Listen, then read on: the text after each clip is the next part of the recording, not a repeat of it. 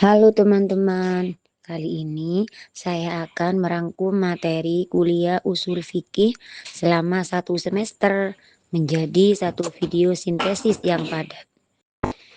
Yang pertama, pengertian usul fikih, hukum dan kalam. Mari kita mulai dari dasar. Apa itu usul fikih? Secara bahasa, usul adalah dasar atau asal. Fik adalah pemahaman mendalam.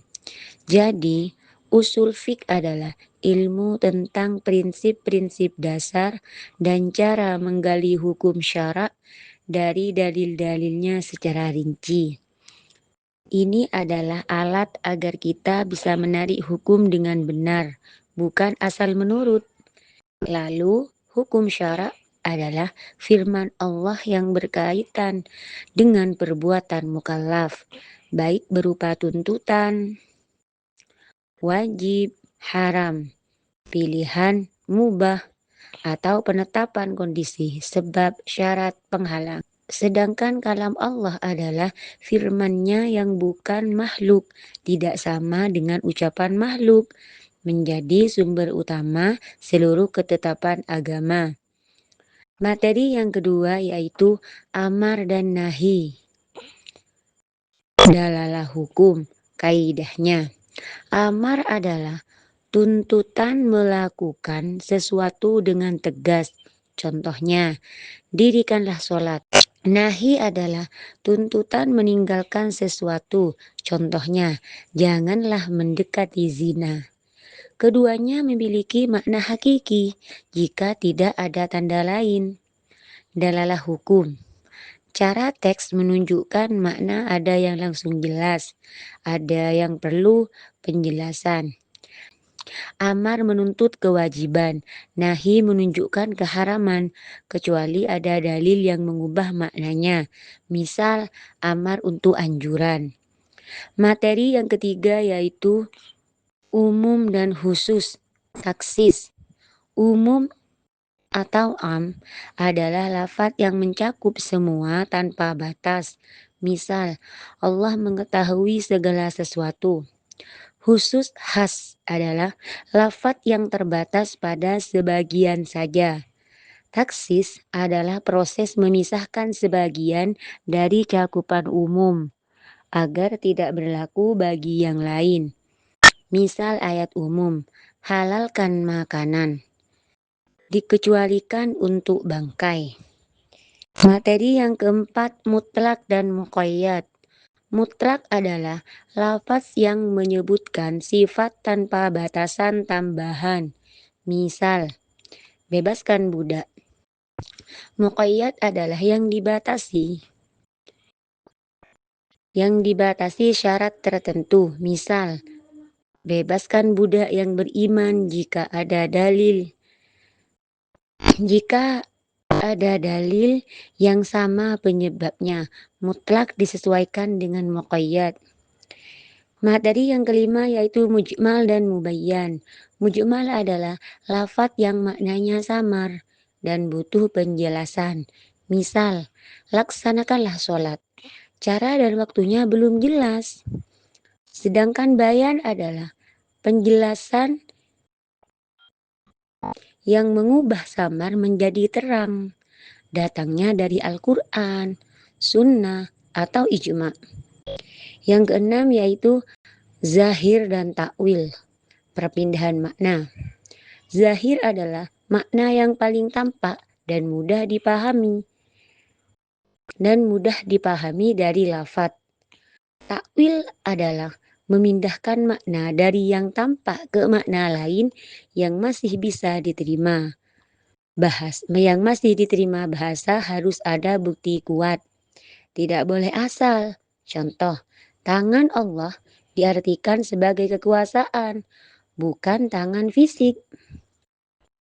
Kemudian materi selanjutnya yaitu nasak dan mansuk. Pengertian syarat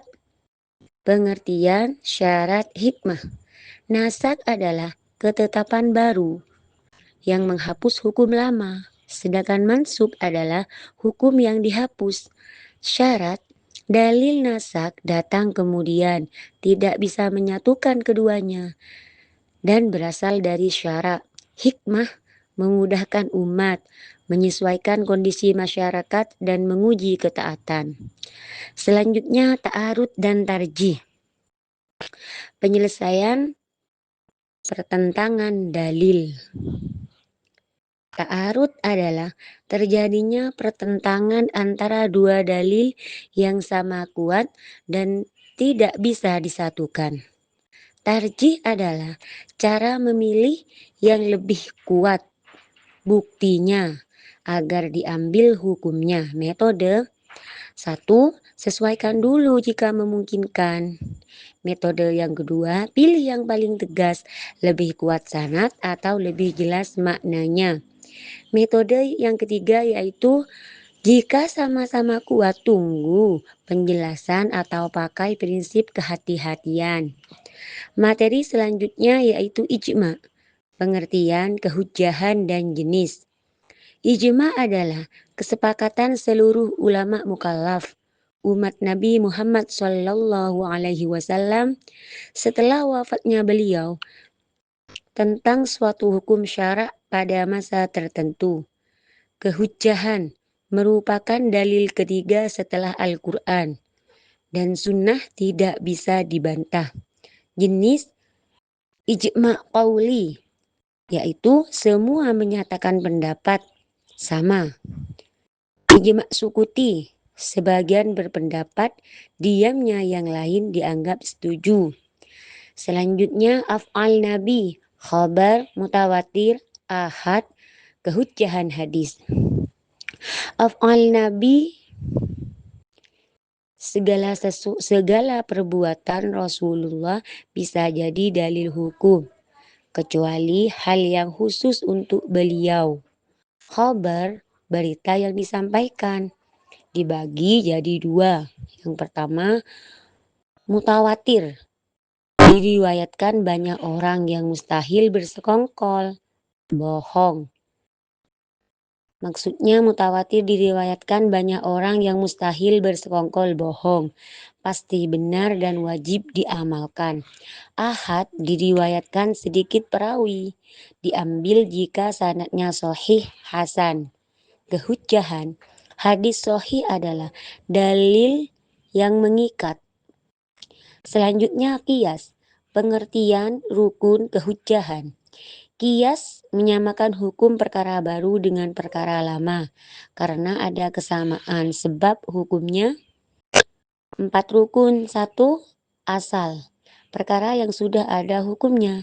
Yang kedua far'u, perkara baru yang belum ada hukumnya. Yang ketiga ilat, sebab yang sama pada keduanya. Yang keempat, hukum ketetapan pada asal yang dipindahkan ke far'u.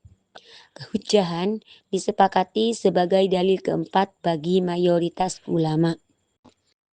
Materi selanjutnya larangan, kebolehan, urutan dalil, hukum asal ibadah.